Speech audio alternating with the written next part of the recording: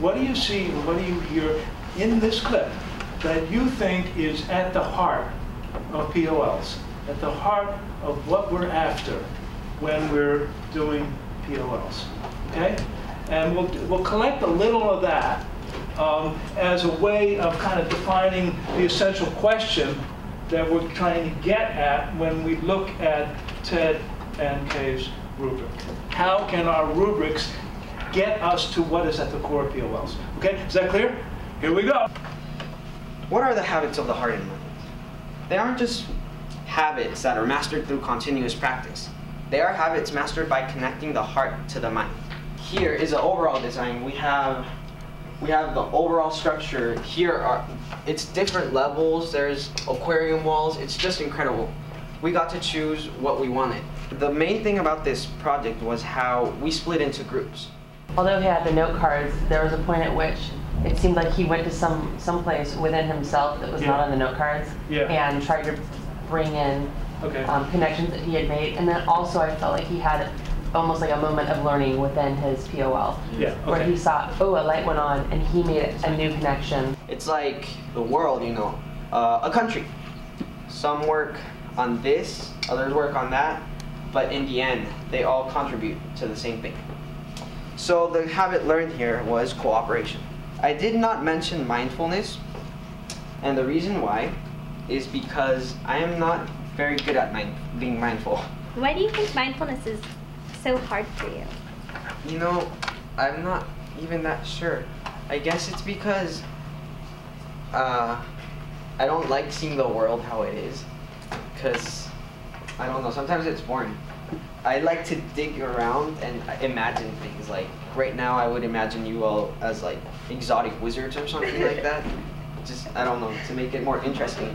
So I do that too much sometimes, and I go off in like some dream world or something, and you know, I kind of leave this world and things happen and I'm not here to see it.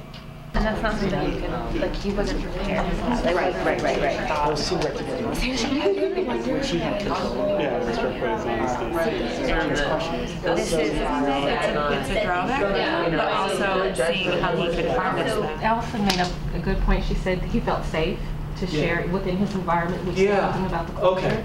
But also, this student, he just, I don't know, he went inside himself and talked about it. He was okay with that. Okay, are we ready for the next one? You know, I've always been impressed with your imagination and the way you dream. I'm really glad that you feel the determination and act upon those. What would you act on first of one of your dreams, if you care to share? Well, this is gonna sound silly, and I'm starting to do it actually. But ever since I was little, I've always wanted to be on Disney Channel. And on when New Year's came, I decided I would try my best because I'm not getting any younger. So I started going to acting classes with my friend Angela, and now I'm in an acting class, and I don't know, I hope that's one little step that will take me closer. You know, at least I'm not just standing there doing nothing, and I hope to get a role there or something someday. We're talking about these balances between how real is it versus contrived.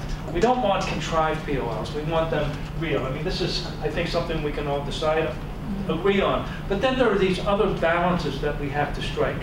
And it's not one versus the other, but what is the right balance between presentation and dialogue in our POLs? What's the right balance between accountability, tell me what you know, and reflection, tell me more about, give me some evidence of this, talk about your learning and what you've learned and so on. So it's another balance to strike. And then we're looking at many possible structures as ways to get at that, and the rubric will kind of reflect the structure that we choose to get at the balances that we want. You have passed your POL. There were a little bit of errors, but I mean, overall, I was excited that you were taking risks in your POL. Whenever you take a risk and do something different, you have to be sure, polish it to death. And so it pulled off a little bit shaky, a little bit rocky sometimes, but I thought you did really outstanding, and you definitely meet our standard for what delivery should look like in a POL. Your evidence, I think you set yourself up well with your DP and your work samples, but leaving out parts of the speech really hurts you here. So you meet our standard, but that is one of the reasons why we could not say that you could exceed it. But you did well with your evidence. Your reflection question answer was awesome. We know that about you, and that's where I knew you would shine. You're very honest. I think you're a wonderful person. I love your dreams, and I really am excited about where you're going to be, where you're headed, and taking the acting classes. I think is a great step towards getting to your dreams. I think that's wonderful, and so great job.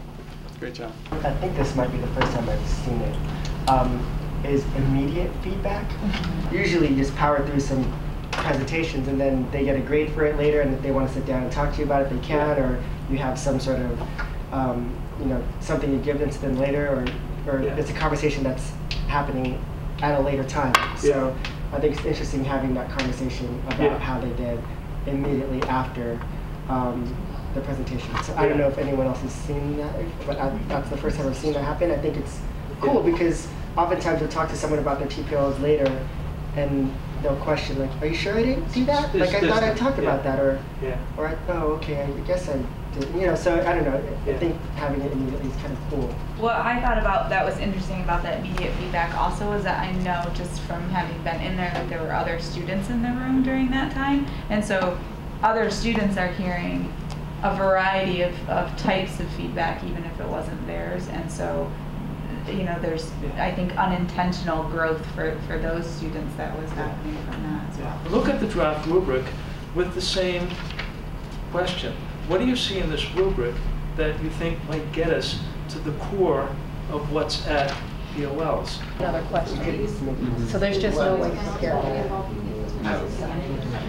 I like just how the time is laid out where it's like 2 to 3 minutes for presenting, but the bulk of it is really on creating a dialogue. I think that sets it up for a conversation rather than an accountability. Talking about the dialogue again, or the conversation, I liked again the balance that you put. You want to be comfortable, but you want to be professional. We want you to be comfortable enough to, I believe that you're saying, so we can actually have a meaningful dialogue, but you have to be a professional. There's certain protocols you must meet if we're going to have this, as you're going to get scored on this. So I like that. It's good you guys picked on the things that we really put a lot of thought into, and we really debated about putting in and changing. The community members and the panelists. Why would we do that? And then, well, that's a good idea. They can ask questions as well.